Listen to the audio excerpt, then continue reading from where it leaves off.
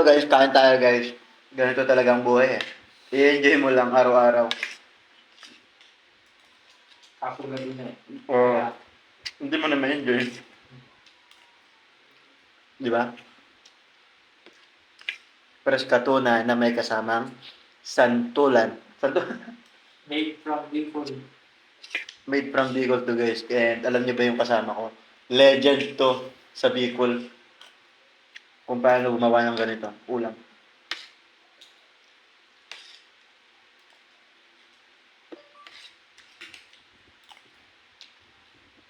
Pero in fairness, masarap. Mas masarap pa sa'yo.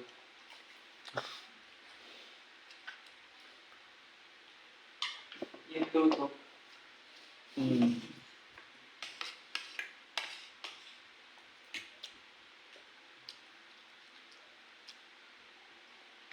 Hindi ko alam kung tumataba kami o ano. Wala. Bukas talaga mag-exercise na ako. 1 week pa lang kami kasi nag-exercise guys. Oo. 1 week. And then, nagpahinga kami kanina. Ngayon lang bang pahinga natin? Oh, Baka gawin ng pahinga mo ah. Ngayon lang talaga ako nagpahinga. Pero gusto ko talaga kanina. Kaya lang naisip ko na kailangan pala magpahinga din ng mga muscles, gano'n. And soon guys, iba-vlog na din natin yung ano natin, routine natin kasi magpapa-transform talaga ako ng healthy or ng katawan. And yun, diet siguro pag ano na pag malaki na yung kikita.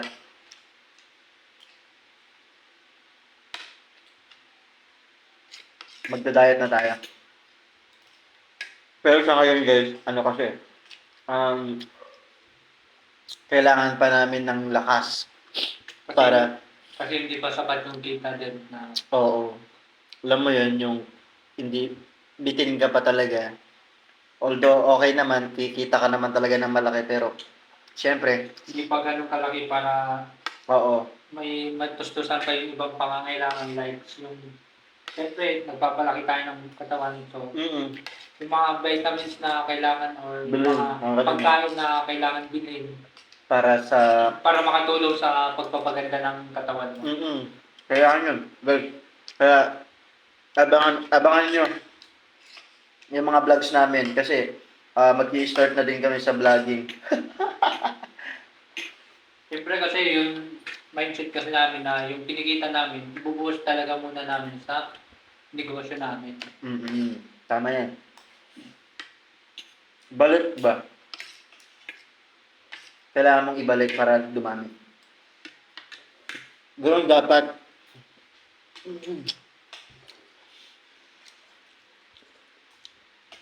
Pero masarap din to, no? Masarap ito.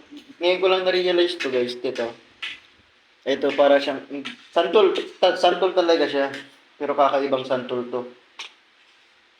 Naluto na siya from Bicol. Ayan, shout out sa mga taga Bicol diyan na mahilig din sa ganito. Di ba? Tara. Kain na tayo ng ulam. Mag-ulam tayo ng ganito. Nagiging favorite na namin kasi no choice eh. Naging favorite na kasi no choice na eh. Di ba? Ganun talaga ang life. Life is not a matter of choice. It's a matter of chance. It's not a matter of chance. It's a matter of choice pala. Baliktad. Hindi pala sa init na. Yan. Kailangan init din pala. Minsan. Pero, Kakalipas na eh. pero grabe oh. Ganito pa lang talagang busog na busog ka na dito. Kakamta na sa iba. Ito ang sarap. Alam mo yun, yung ano. Alam ko parang may gata rin siya na konti. Meron.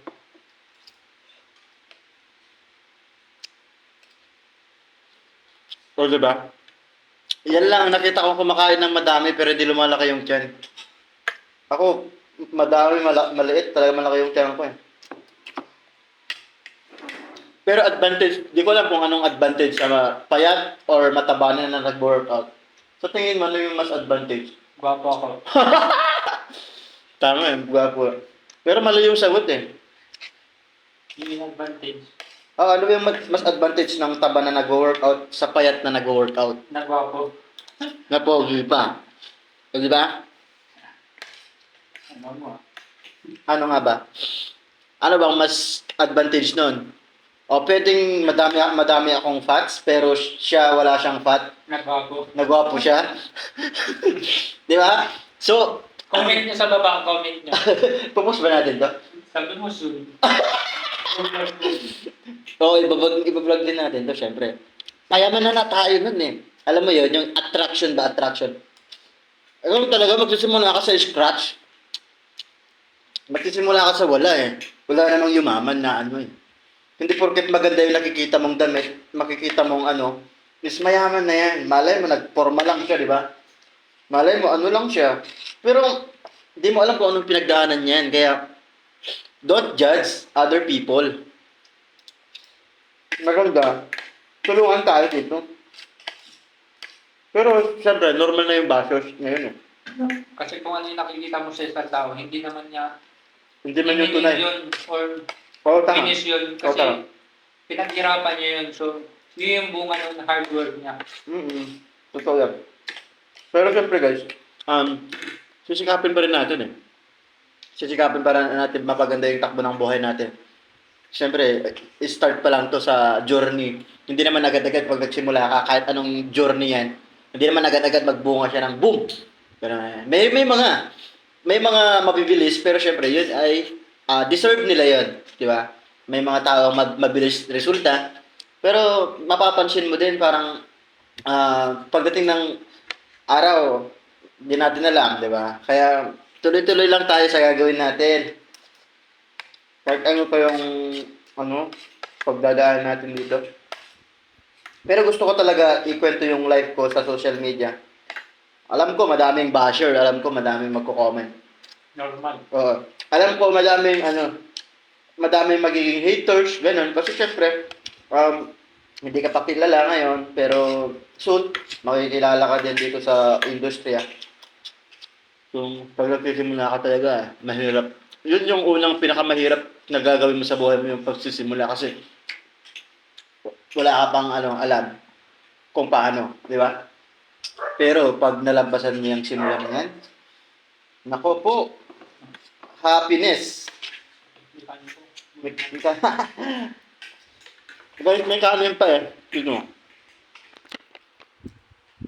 Ayan, ano lang naman kami, diet naman kami kasi nga nagwo-workout kami. Pero syempre, gusto namin gumanda rin yung namin, yung healthy. Kasi sa panahon ngayon, okay, madami kang kinikita pero unhealthy ka naman. Useless. Kaya dapat balance eh. Kailangan maganda yung health mo, yung kalusugan mo. And syempre, may kinikita ka rin. Di ba?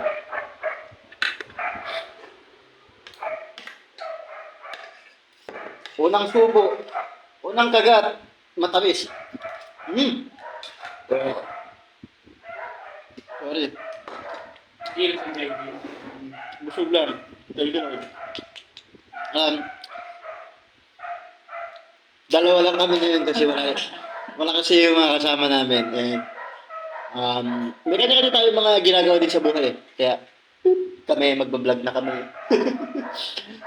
Magbablog. And, papanoorin nyo kami guys ha. Follow and share and subscribe. Siyempre sa YouTube channel. Magkakaroon din ako niyan sa YouTube channel ko. Pero syempre, habang sinisimulan nga natin tong journey na to, hindi pa natin ma-hit yung mga pwedeng i-hit. Kasi may mga mabilis mag-viral, no? Hindi mo alam kung bakit ginugustuhan ka ng mga tao, gano'n. Bakit yung mga supporters mabilis. Tignan mo sila, Sir Gavin. Sa pagkain lang din nag-start. Parang nag-mukbang sila. Mukbang! Hindi ba malay mo? Sa mukbang pala. Ang punot simula. May ulam ko na? Oo, kailangan ubusin na natin to kasi para hindi na nila matikman. So guys, ayun. Siguro hanggang doon lang muna tayo. Kasi itatago lang muna natin to. Alam mo ba? All memories. Memories. Katulad ni Francis M, nagtago siya ng 15 years ago. Hindi tanang pala. Di ba? So, ganun na yan. Pero sumikat, Grabe ngayon. Viral. Viral, bashers, ang dami. Bakit daw nilabas, ganun. Pero hindi kasi in-expect din ng mga tao na magkakaroon siya ng ganun, ano. Boss Toyo ito, mga yan. Gang. Geng. Ano kayo, ano natin kay Boss Toyo? Ano kayang i-bebenta natin kay Boss Toyo? Yung trophy mo. Oh, may trophy ako eh. Yung XC. Yan, MC ako, buong Kalawakan. Pero masarap to guys. Ano, sa mga taga Bicol, alam ko, na-appreciate nyo itong ganitong klaseng ulam. Kasi dyan naman nanggaling to eh. Pero sa amin talaga, first time ko, promise, first time kong matikman ganitong santol. Na may, alam ko may isda to eh. May isda siya konti. And sobrang sarap niya na nung unang tikim ko, hindi ko siya ma-appreciate. Pero ngayon, no choice eh. So, appreciate din na natin yan. Kasi may langin nun, may langin. Oh, may laing. Alam mo, napakasarap din ng laing ng mga taga Bicol. Grabe, sulit. Kaya guys, huwag nyo nang kalimutan mag-follow and subscribe. Follow for more. Follow Tap, tap, tap. Tap, tap, tap, tap. Ay. Thank you guys. Yun lang. God bless. Magbabay ka na. Bye.